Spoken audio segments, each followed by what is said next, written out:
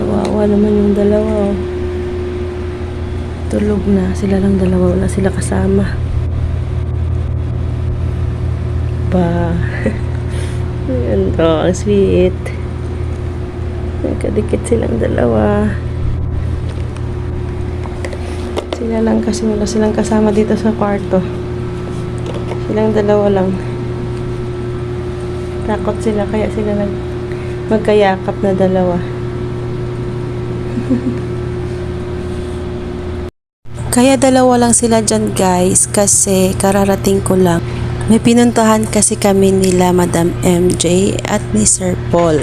Kaya ayan, nag-aasikaso muna ako kasi magpapahinga ng konti. Tapos magbibihis. Mag-wash up pala muna guys bago magbihis. Nag-wash up pala muna ako dyan. Tapos nagbihis na din. Pahingang konti, nag-cellphone para antukin ako guys kasi medyo mahirap akong makatulog minsan. Hindi ko alam kung bakit. May time naman na pagka parang pagod ako, mabilis lang ako makatulog. Pero pagka hindi ako masyadong yung parang hindi ako pagod, ang hirap kong makatulog. Ang tagal kahit anong gawin ko, hindi ako makatulog agad.